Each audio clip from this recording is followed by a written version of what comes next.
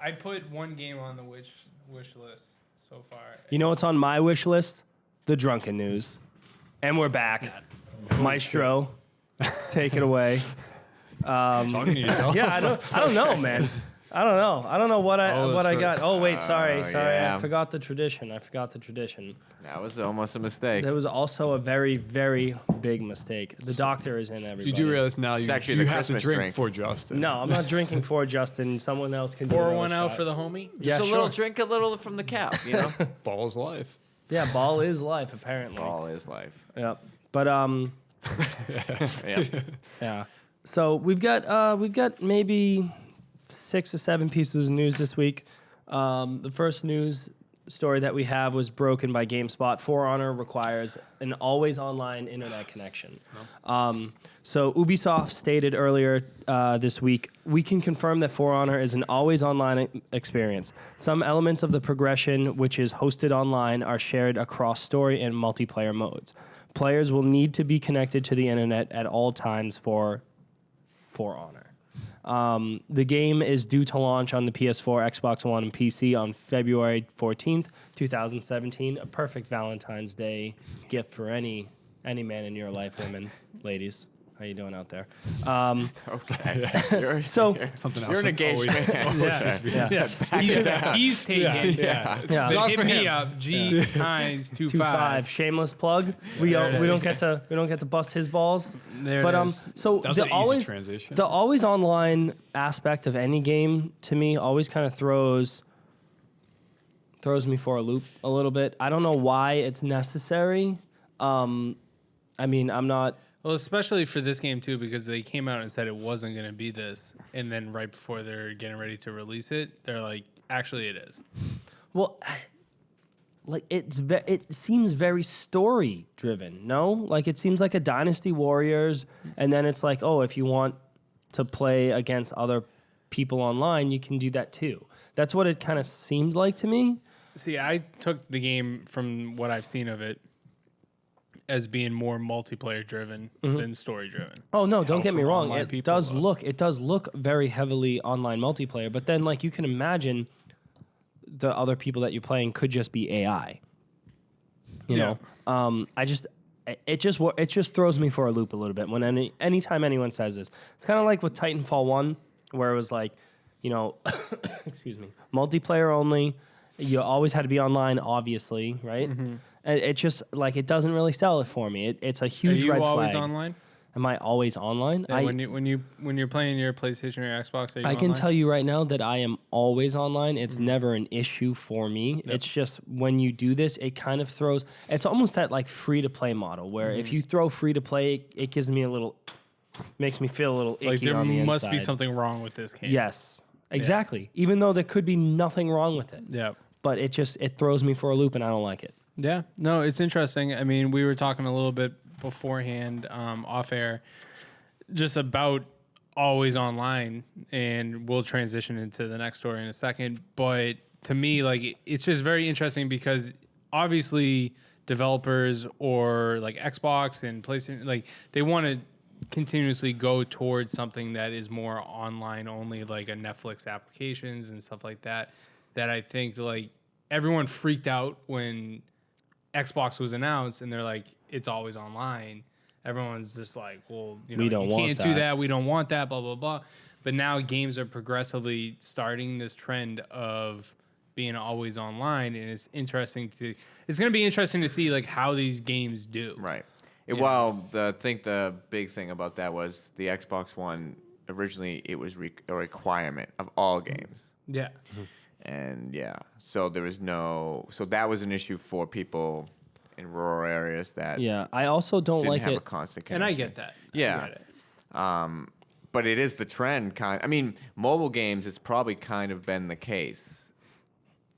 You know, it's less attacked, I guess, because Yeah. technically you do Yeah, have. but I mean, but then you got like, you know, on your consoles, I mean, you got a game like Overwatch that's not, you know, sent out there saying it's always online, but it's always online. It's a multiplayer right, you're not game, going to play that game, right? you know, and it's doing extremely well. Right. Downside So- would be Evolve. I think You it's know, the downside would be involved. It's the idea of like there being a single player thing, but it still needs to connect. Yeah. And that's an That's issue the huge because it's issue. just like, Yeah. why?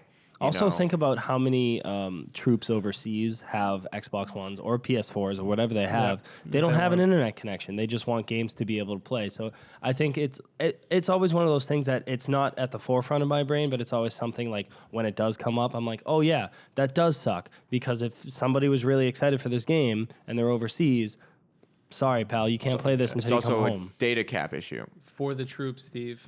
for the troops. But the data the cap troops. issue is actually, I think, might have been also the big concern. There was two concerns with the Xbox One. It was the DRM, because that was a way so you could prevent piracy. Yep. Is if it has to connect, it has to be verified constantly. Yeah. And then the other one was called. Because I know, like, with Xbox, people were freaking out that, like, if Brian wanted to let me borrow his Xbox Right. game, I wouldn't be able to play it because Brian bought the game, and that's what they were trying to stop. That's what they're trying to do, yeah.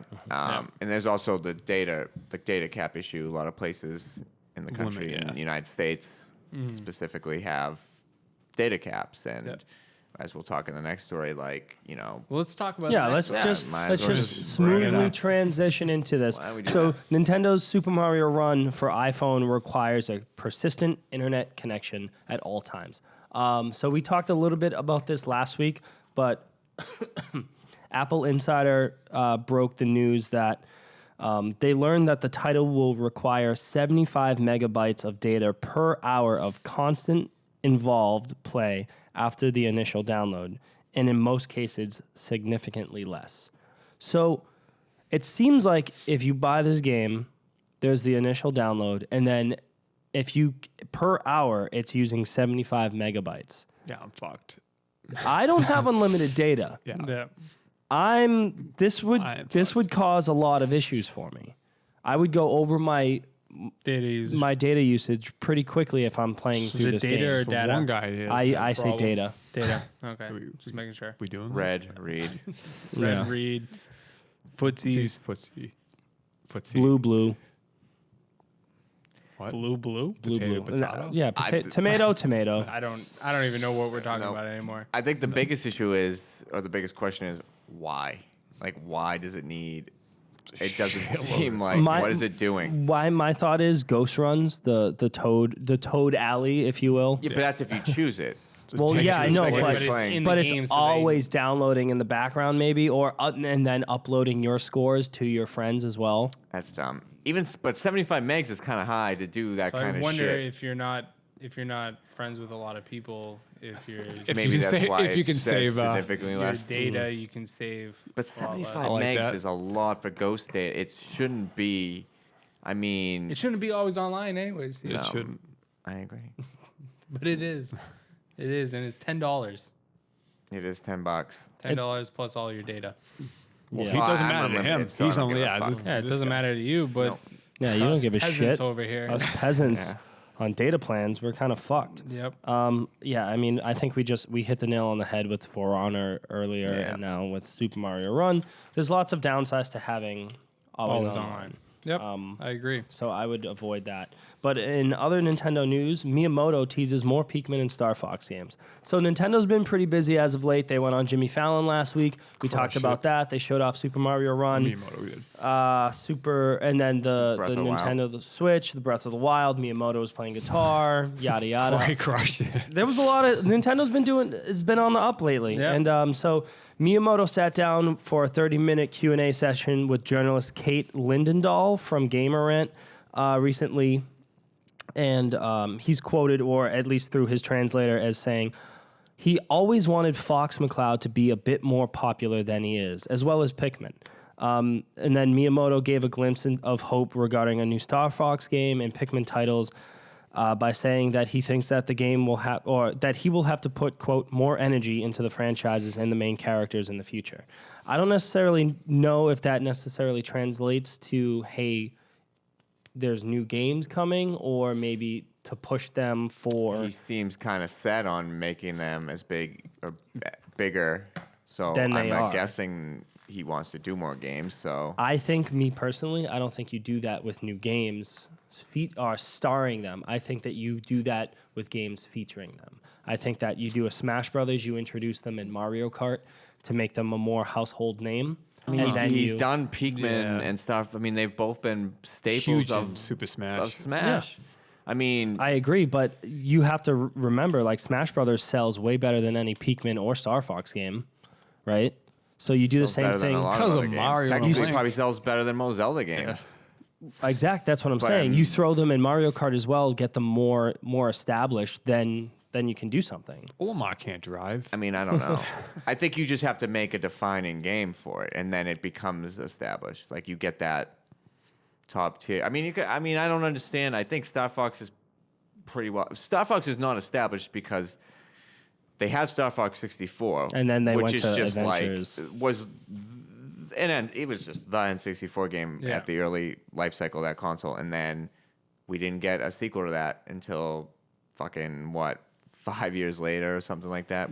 I mean, we never really technically got a sequel to that game. We I'm got trying to Star think- Fox Adventure. Yeah, and then you got Assault, which is a mixture of the two. Assault. But that was another. Then Yeah. that was another. Like the focus for Star Fox dropped immediately after Star Fox 64. Yeah.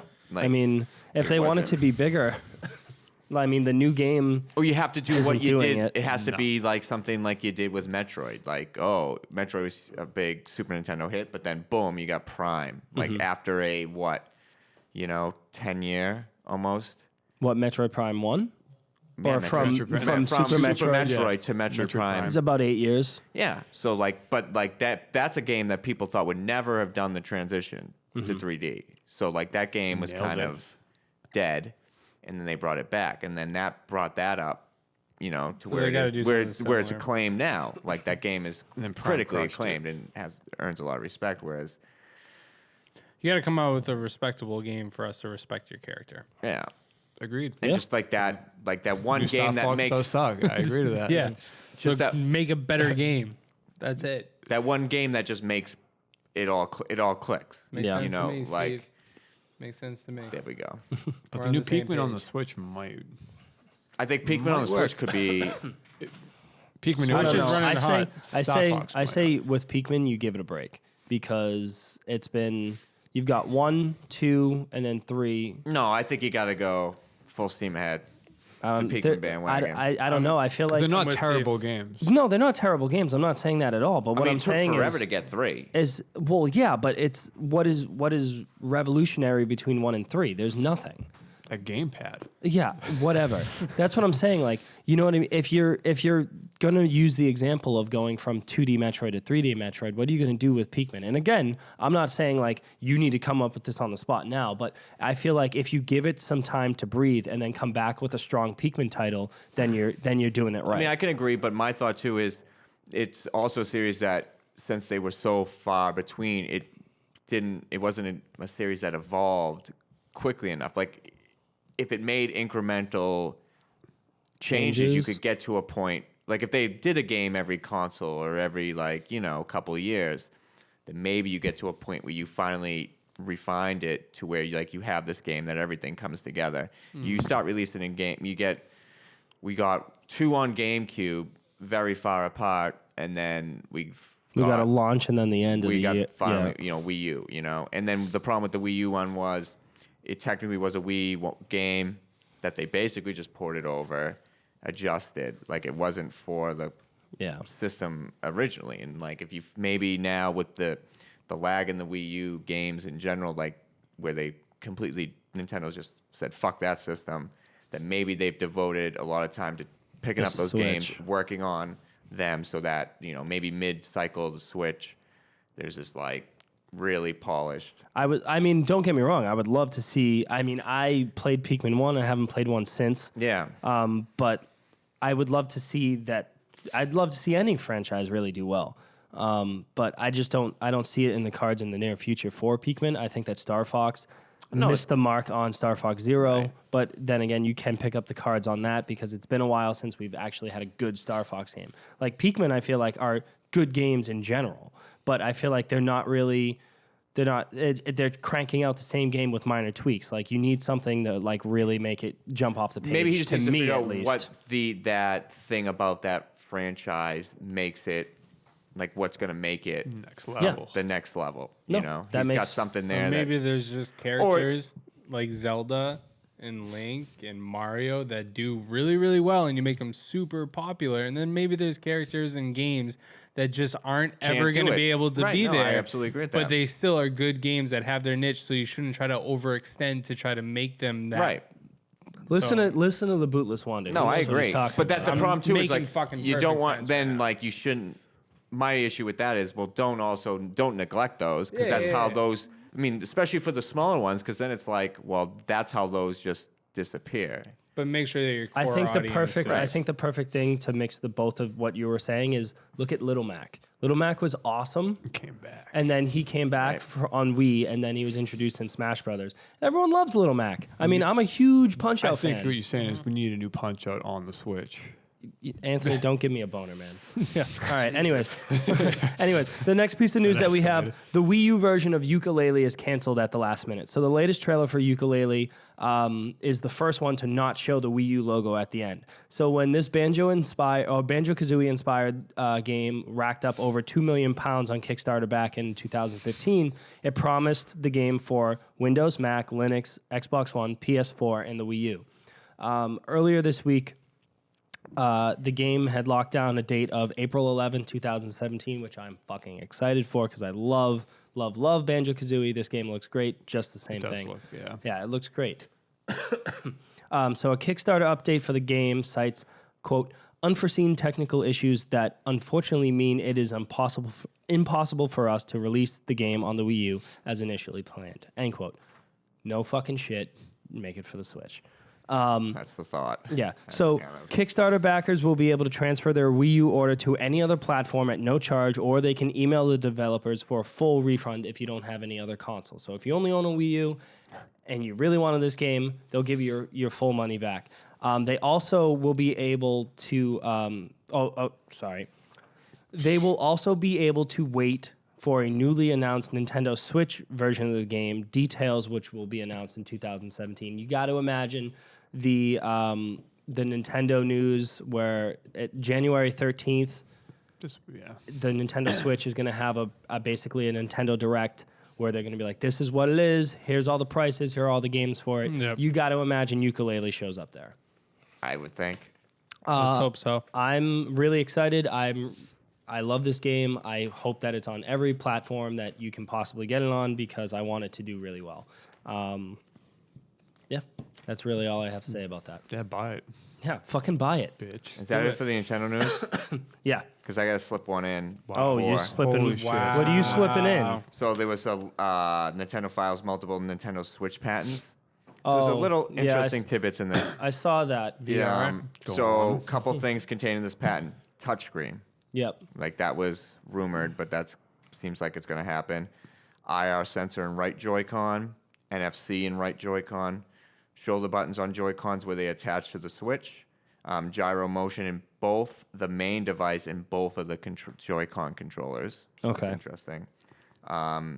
UMD docking for Switch. So someone put in parentheses VR. Yeah. So that's shit. kind of interesting. So there's two modes. This is, to me, this is the most interesting. There is a two mode, so portable mode and console mode. That makes So sense. Fan runs slower in portable mode, but CPU clocked higher in console mode to allow for higher resolution rendering. So that was kind of what. So do you Like- think that it's going to run 720? It's not going to be Retina portable. I've read that the screen is not going to be Retina. It's going to be It's going to be like, yeah, it's not going to be like a crazy iPhone resolution. Yeah, it's not going to be like the Google Pixel or But it's anything going to be like probably. that. But, It seems like probably going to be a good screen, crisp. well, I mean, with something that small, 720 is going to be totally fine, anyways. Right. That's my thought. I feel like if they're going to up-res the resolution when you dock it into console mode, that's totally fine as well. That makes Yeah. sense. I also noted that during the Jimmy Fallon thing, they kind of when Reggie took it out of the dock, Yeah. when they took it out of console mode, the screen went black before he even took it out. So if you go back and watch it, he's like, all right, and here you go, Jimmy. Now you can play it. And he like goes to pick it up, and the screen turns black before he even touches it. Picks it up. So they don't want you to see what happens on screen when you move it. Obviously, that's a very Nintendo thing, very controlled thing. But I mean, it just makes sense to have a portable and a console mode. Right. I think that I'm really excited for it. Well, if you that- couldn't tell, but I'm very skeptical. Well, that also means there could be, I mean, depending on how Nintendo decides to do whatever, there could be a split between games. Like, there could be the potential where maybe a developer can decide, I don't know, that, I want the hot, I want to make console game. a console game. And I only want it to work in high resolution mode. And it doesn't work in portable then. But it could be a PS4 Pro situation where Sony, where it's like, no, if you make that, you have to do this. Well, let's hope not, because then that means that developers could make a game like Skyrim remaster could come out and people could be excited. They're marketing it for it, but then that game, you can play it in console mode, but you can't play it as mobile. Again, like I agree with Gary and I agree with Steve, and what I'm gonna say is, if you're gonna make a game for the Switch, it needs to be the same exact fucking thing on the portableness and when you're playing at home. Right. If you're not doing that, if Nintendo's not enforcing that, or if they're not enforcing that or making it easier, it's going to be one, a mess of marketing, and then two, you're going to have developers that go, no, I'm not going to even bother with the portable thing, and then you just have developers going, I don't feel like it could developing be like, for it. I'm saying it could be a situation with the PS4 Pro where they say you have to develop both. Well, again, Like, so when you dock it into... But then when you're trying to get third parties to come in... It's not such a gamble now, though, when it's saying, like, Sony's making them do it. It's like, you have to develop a version for that, the original. It's not too far off. Yeah, we'll see. Let's just again, let's hope. yeah. Well, I think most developers will opt to. It depends on where also But have as the consumer as well. So if you're not just talking about the developers, Right. I hope that the Switch would work as Brian states, that if you buy a game, you can play it on any different device, and it's the same game. Yeah. And that there's not certain games that I buy doesn't work Skyrim in remaster, handheld mode. I can't play it on the go when I'm on the train. I think what's going to be enforced is that. I don't think Nintendo's going to give them the option to choose. I think they're going to say you probably have to do it on both. And depending on the power of it in portable mode, the difference might not be crazy. I don't think it's going to be that crazy. Yeah. No. So let's hope So it might not be a big deal. My only caveat to that is when Sony says you have to do this, Sony is saying it as, hey, we run the market. We have 50 million PS4s. No, you know what I mean? There's 50 million PS4s on the market. If you want to sell games, this is the console to do it on. As where Xbox is nipping at their heels, they're coming up. Nintendo has 13 million Wii U's on the market right now. They have 0 Switches. Exactly. So let's be honest, they're just trying to sell a new system. Yeah, exactly. And so they need to make. They don't have the power to say that. Yeah, so they need to make it easy for developers. It's going to go bad fast. But they seem pretty confident about their third party, about trying to get it this time. Hopefully. I mean, it looks the good. last 4 generations. Everything that I've seen looks great. We'll see what happens January 13th. Yep. We might even do a live show because that's supposed to be happening Friday night. Here in the States, so we might do a little. We'll watch it. Out for that, We'll watch it and then give our React to it. reactions. So we'll see I'm what down with happens that. there. We'll try to figure that out. But Gangbusters moving on from over here. Nintendo, I'm sick of it. I'm done. Me too. I'm done of it. Are you? I am. So The Surge, it's a new video game from Deck 13. They made Lords of the Fallen, which is basically a Dark Souls, not Ish. clone, but Dark ish type Souls-ish type of game. And they're doing it all again with The Surge, which is a science fiction take on the RPG formula. You can go check out the video. Maybe I'll try to throw a little bit of gameplay in while we're talking about it. Yep. But the game is heavily reliant on Mystical. the stamina management. So very similar to Dark Souls, right? Yep. Yeah. As we had seen during the Let's During Play. our Let's Plays, which you Justin's- can watch, yeah. Justin was not kinda paying kills attention. it? No. No. You mean got killed? Yeah, he got killed. That's what happened. But so there's a lot more dodging than shields in this game. Yep. It seems like, and it's very similar to Dark Souls, but there are a few differences with finishing moves. And Dark Souls doesn't have anything like that. Kind of. yeah, but this is can it's backfire. interesting. So have you seen the gameplay? I've not seen this game. So this game looks fucking sweet.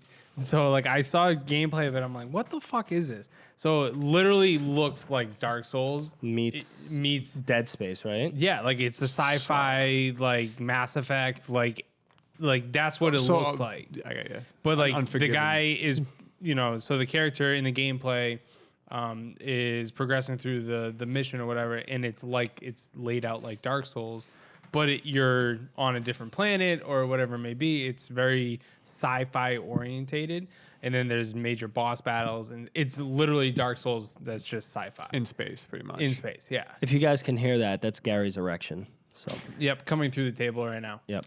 So 2 in 1 yeah, night. That's I was doing good. pretty stoked to see the gameplay of this. I highly recommend if you are a Dark Souls fan to check it out. It reminds me more of Bloodborne because of how quick, fast paced it is, and that there is no like shield. Like you're not a knight shield. Like No, you no literally shields in no shield. Bloodborne? No Okay, shield. I was just wondering. you Dude. literally are in this robotic armor fighting mechs, but they have the same actions as like Dark Souls. You can tell which enemies are more badass than the other. Like, Do you ever it play is Dark Lords of the Souls. Fallen? Decisive. No. Yeah, the No? previous- I didn't, but I heard mixed things about it. I heard it was really Decent. good for what it was, but it wasn't as good as Dark Souls, and so you I was weren't always even- playing yeah. Dark Souls. So Check the price on Steam. Yeah, check the That's price it. on Steam. The next piece of news that we have, The Witcher 3 gameplay designer joins Techland. So last year, CD Projekt Red lead designer for The Witcher 3, Damien Monnier killed it. Yeah. left CD Projekt Red last month.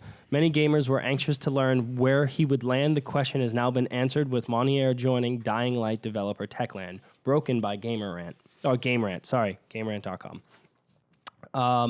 So, in an interview with Eurogamer, Techland revealed Monnier will take the leading role on the new IP Techland announced back in May of 2016.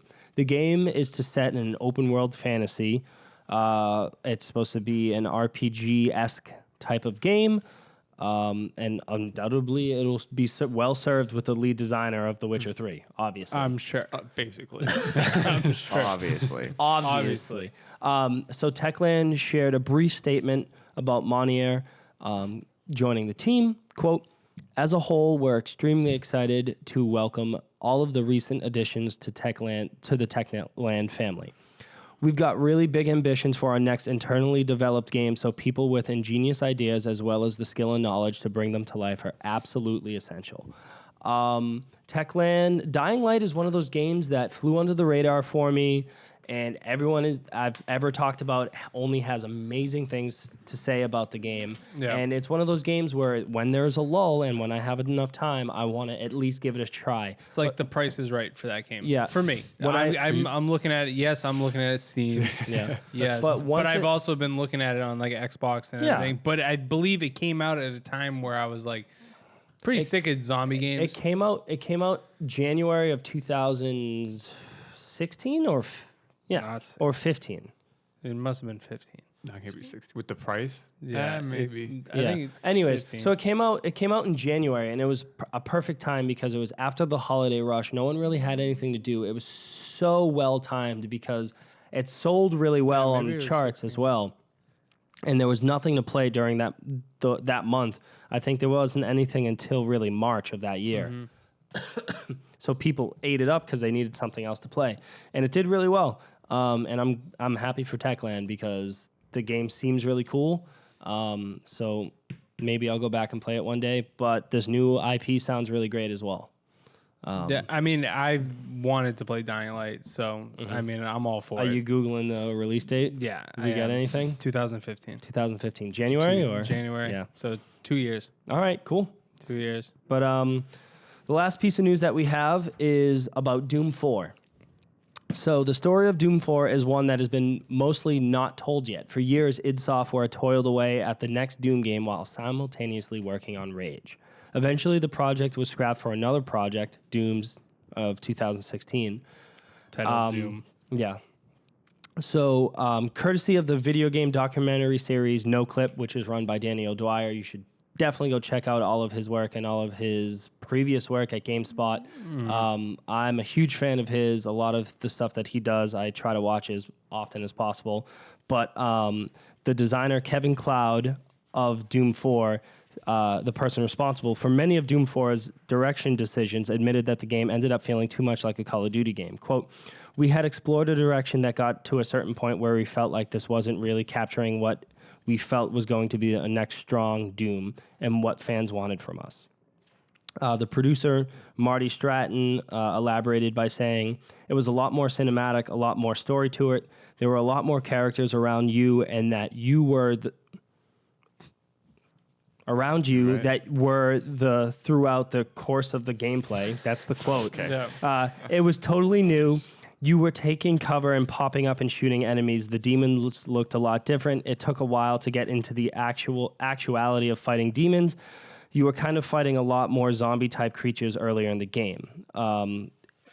So let's see. Creative director Hugo Martin summed it up by offering Doom is about one guy involved in big things, and Doom 4 was more about the big things. So the end result of Doom 4 didn't really feel like Doom 4, or didn't really feel like Doom. Sorry. Yeah. Both it and the parent company ZeniMax agreed that it should be ditched in favor of trying again, and I'm really glad that it did, because Doom of 2016 came out, and it's one of the best games of the year. Yep. Game is fucking solid. And if you watch this, like the gameplay documentary of it. of the video, that they put it out in segments. Yep. I believe the last one's there, so if you go and watch the documentary, you'll be able to see the whole series of it.